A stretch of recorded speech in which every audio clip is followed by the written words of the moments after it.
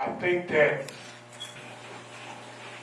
the relationships that we have here with our police department has been working. And I was just talking to the sheriff that some say it's because the Royals are winning. So if that's the case, we're in trouble after the World Series. You know, I think it's very important, and this was something that just came to me one day. I just felt like, you know, in my community, there's always this saying about, you know, there's not enough black police officers. You know, there's not enough Hispanic police officers. But to me, all it does is open up a door for another conversation. You know, because, you know, most of the time there's a complaint about, well, the cops do this and the cops do that, you know. And I'm like, you know, my mom always told me that if you don't like something, fix it.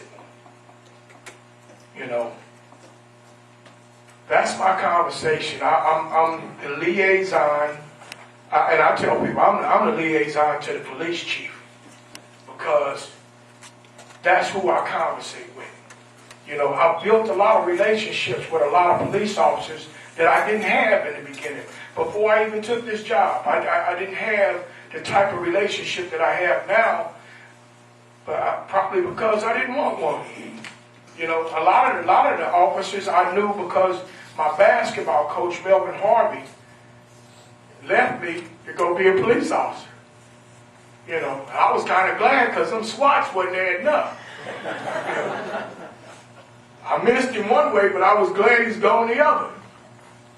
But, you know, this is a guy that came from the same neighborhood I came from, lived up the street from me, and I just couldn't figure out why he would leave being a basketball coach to be a police officer.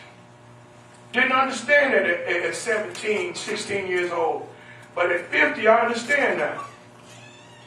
Because the impact that he has on all those guys that came before him at Purcell High School. You know, it's a difference maker. You know, he's been a police officer a lot longer than he was a teacher and a basketball and football coach. And just looking at that, that's longevity to me. That's opportunity to me. That's a chance for me to talk to some of the young black males who are out here on the street that's lost. Because there's no dad at home. They don't have a daddy. They don't have a father. You know, when we grew up, we had mentors. When my daddy worked two jobs. Post office and cleaning up for Foreman and Clarke. So his time with me was limited.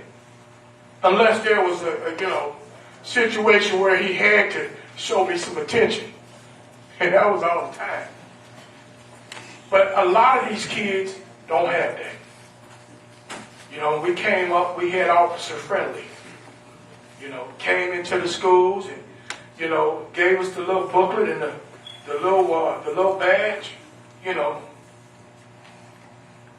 that guy is still there. He's just not in the schools anymore. You know, you don't see them pop up like they used to because a lot of times either you don't have time or nobody's requiring that. You know, me and the chief, we talk all the time about certain things I'd like to see or I'd like to do. You know, if it was up to me, you know, a police academy would be going through the schools right now. You know, I know the age to be a police officer is 21. I've talked to kids who want to be cops, right? Matter of fact, where you at, Cameron? Stand up. Just turned 16. Just turned 16. Boy, keep me in a lot of trouble, y'all. Have a seat. This kid walks around the neighborhood with a KCPD t-shirt on, his phone on his shoulder, just walking through the neighborhood. Well, the kids that don't, you know, that's not living that type of life, don't agree with that. They don't like that. A lot of kids think that Cameron's older than what he is. You know, they think he's a grown man because he walks around the neighborhood telling people, You can't put that trash down there. You can't park there. 16 years old. So the academy thought came because I'm like, how do we keep this kid police conscious for the next 5 years? You know, because he's trying to do it right now.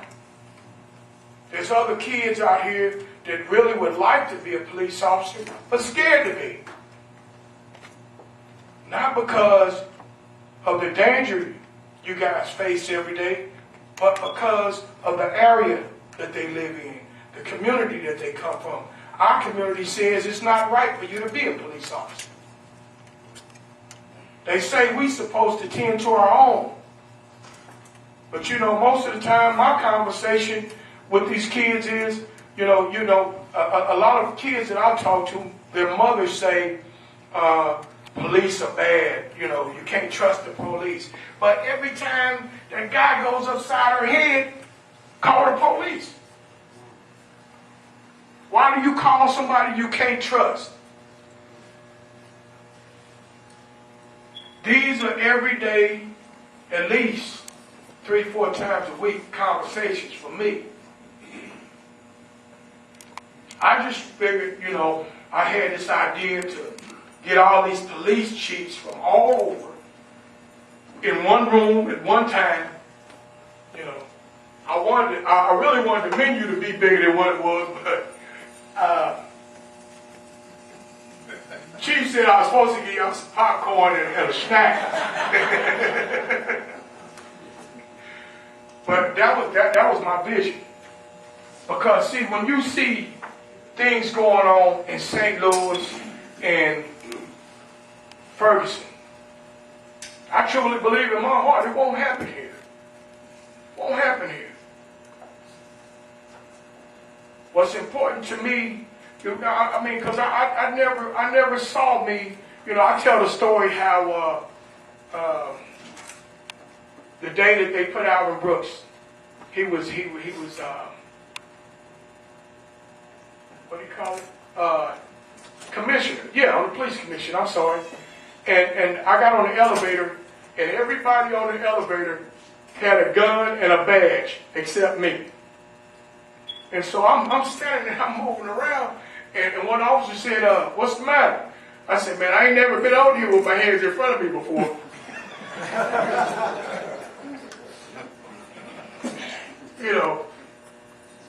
That day was one of the proudest days for me. I had already decided, that I wanted to do what I was doing. But I had to look back at all the opportunities I had to be, the chance I had to be that other guy. Where you got